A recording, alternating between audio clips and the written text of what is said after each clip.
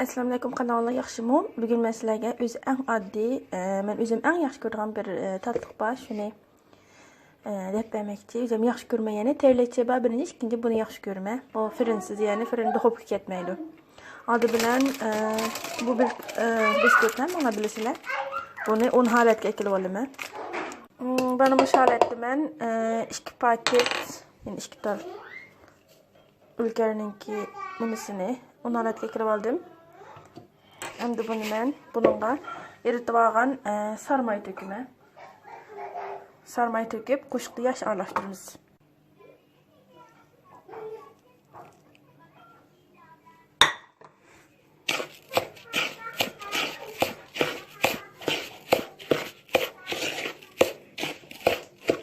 Şimdi bu arlaşımımızı kaçımızın içine salımız.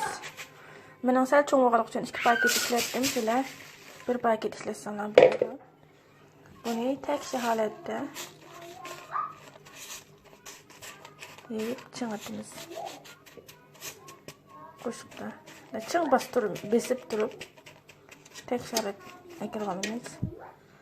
Koşukta çok bastırıp ma hemen çoğulup ketmesi için şöylemiz.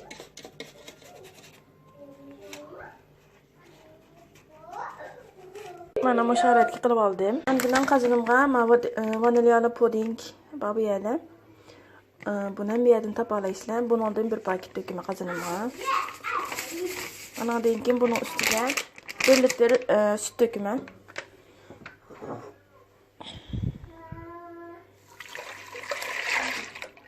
Litr süt.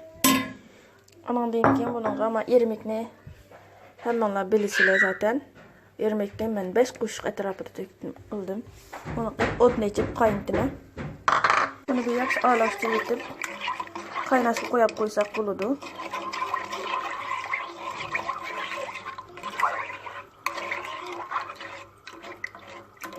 Mana bu holatda qaynayotir. Biraz qo'yar holatga kelguncha qaynattimiz.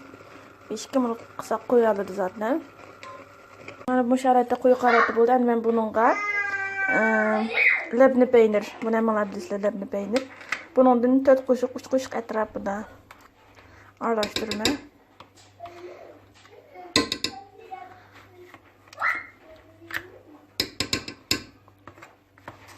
Hatta bir paketini sasandan buldu. Ben 4 kuşuk saldım.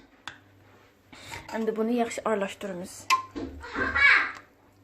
Bu holatda qo'ya holatda bo'ldi. Buni biz bu biskutning ustiga to'kamiz. To'kib tek holatdan meriga yurgizamiz. Mana bu holatni qilib oldik. Endi biz buni sug'ish qo'yib 2-3 soat. Ondan keyin krem shantiyning birini ko'ptirib olamiz. Bizning masuqida endi men krem shantiyni yuziga tek holatda surayman. Mana bu holatga kirib oldim. Sal maymoq bo'lib qoldi. Endi buni men hammani ostiga Siz bunun şokolad bo'lsa yaxshi dema, shokoladni yaxshi ko'rmaganligim uchun shokolad qilmadim. Hamda buning atrofiga bundan bir taldan tuzima. Mana bu holatda bo'ldi, lekin shokolad qilsanglar bakroq bo'ldi. Men shokolad qilmadim. Shokoladli qilsanglar yaxshi, dema, shokoladsuz qilsanglar. Mana ko'ringlar bu holatda. Hamda bu yerdan kesib.